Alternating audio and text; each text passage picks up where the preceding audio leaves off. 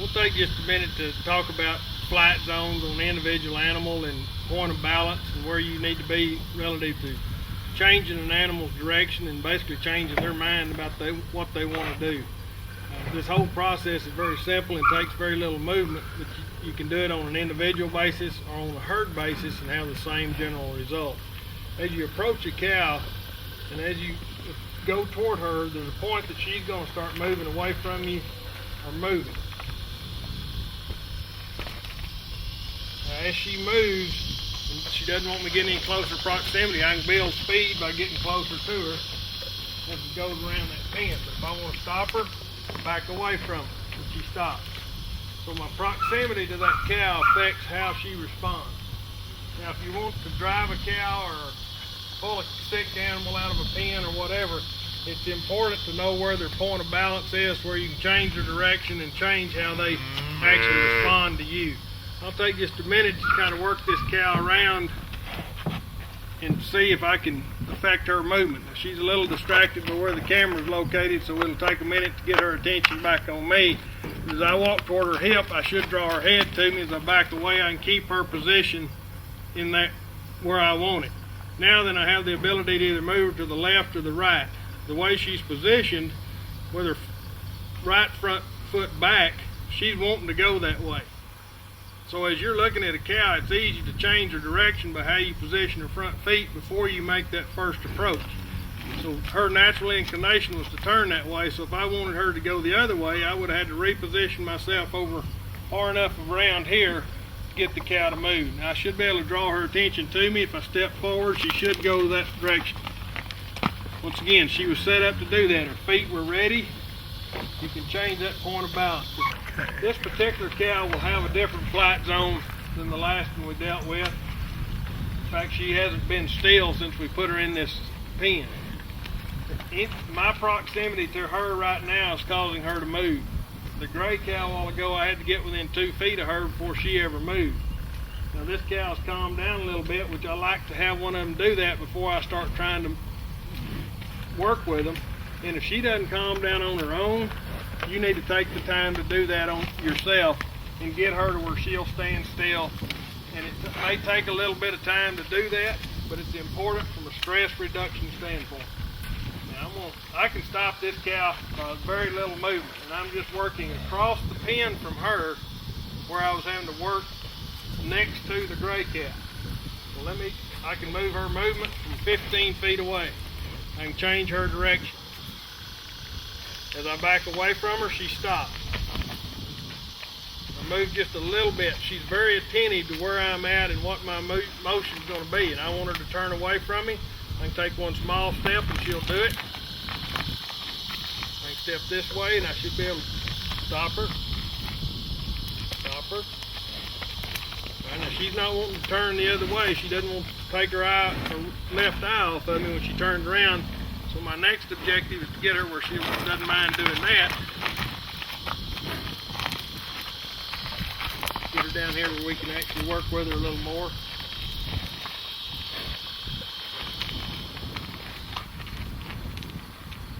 Get her to calm down a little bit. Once again, this is what makes working a set of cows very different than working individuals. Because if she's in that herd, she's a little calmer and a little easier to predict. Just my slightest movement gets this cow to move and react to my body position. Okay, and I'm going to get her up here and see if I can draw her attention to me and back away. Step to this side. Get it done. If I step away, she's so attentive, I'm going to draw her attention to me a little bit. Step around this way, I want her to turn toward me. Go back this other direction. Now all I've got to do is cross in front of her point of balance, and she's already turning to go away from it. There's a midline point on the cow where she'll either go forward or go backwards. The same goes if you're looking at her face, into her face. If you step to one direction or another, it will change that point of balance and her reaction to you. Primarily because of the way the eye structure on the cow is. She can see you out of one eye better than she can the other because of their position on her head. So as I step toward this cow, her attention is immediately drawn toward me. Now if I wanted to turn her away from me, I'd have to change that point of balance. And all I did was step in, put pressure on her shoulder, even very slight, and she turned away from me. To stop one of them, I backed up past her point of balance. This midline on this cow, and it stops. You back away from them and towards her front, it'll slow them down. Now if I step toward this cow, I'll probably draw her attention to me a little bit.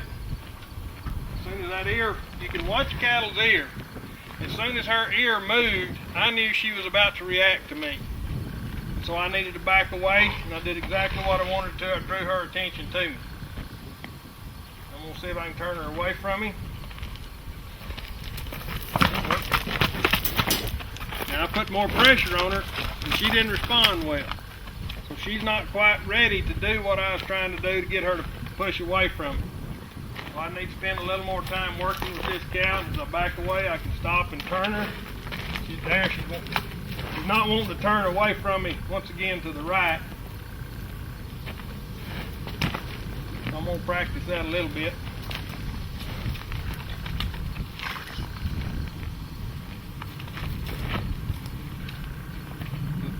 To get one to turn away from you, they have to lose contact with you with an eye, and they don't like doing that.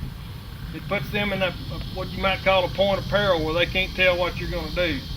So if I can get her to start, I'm going to get out of that and back up to where she can see me out of that other eye as quick as possible. That way she stays calm.